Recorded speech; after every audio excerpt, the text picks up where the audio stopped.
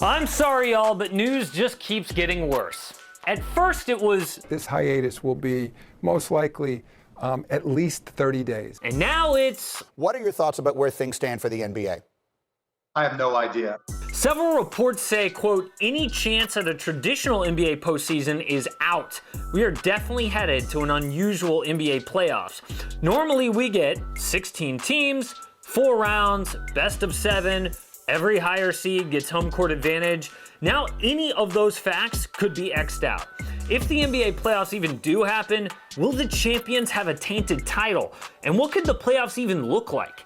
In this video, we'll break down all the options on the table and rank the ideas. Hey guys, it's Casey Kiernan, host of the AM Hoops YouTube channel. Hit subscribe. We're still coming out with 5 quality videos all throughout the NBA suspension, eventually if the playoffs are even played. Go check out the AM Hoops podcast. Just dropped a new pod like I do every single Friday morning.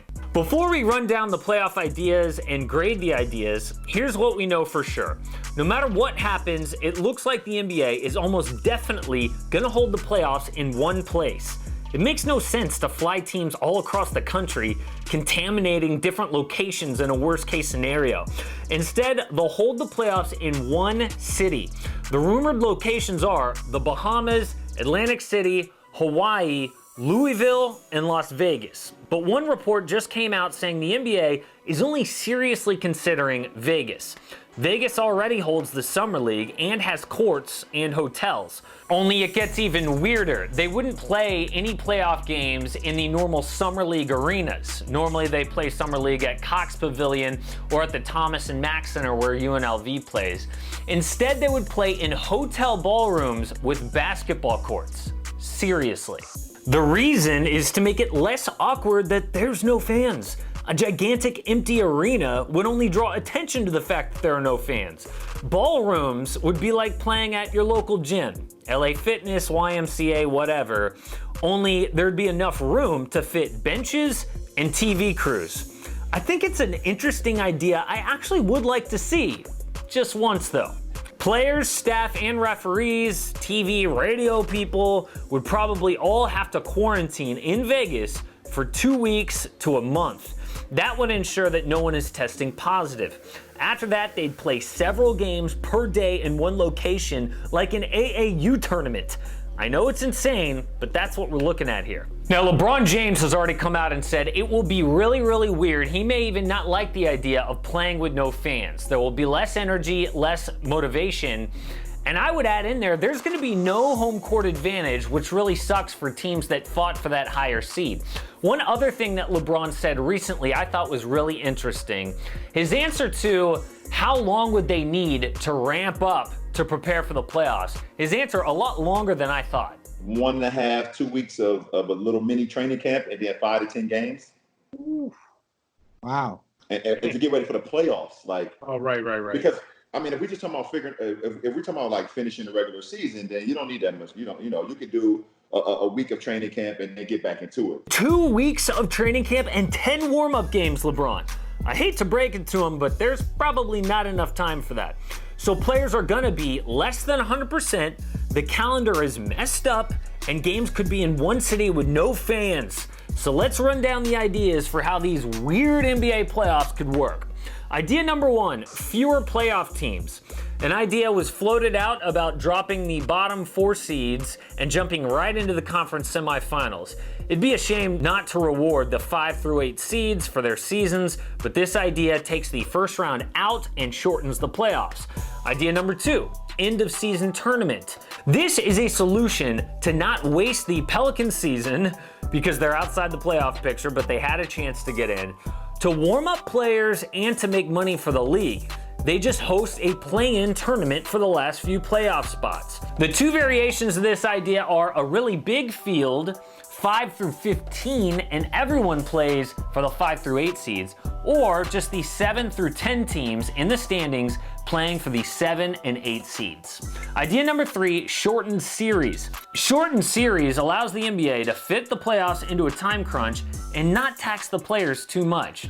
It'll be a tough task for guys to play at a high level for 7-game series, but they could make it work if they were all 5-game series or maybe just best of 3 for the first and second rounds. Idea number 4, a full league tournament. So this is actually Spencer Dinwiddie's idea. I don't know if you saw his tweets, but he literally tweeted out this entire idea with pictures, only he kind of made it a little more complicated than it had to be. And here's the idea in a nutshell. Have a 5-game tune-up for every team just to warm back up.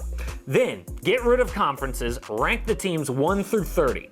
Have the bottom 4 have a best of 5 play-in tournament for the final 2 spots, which would make up a 28-team tournament.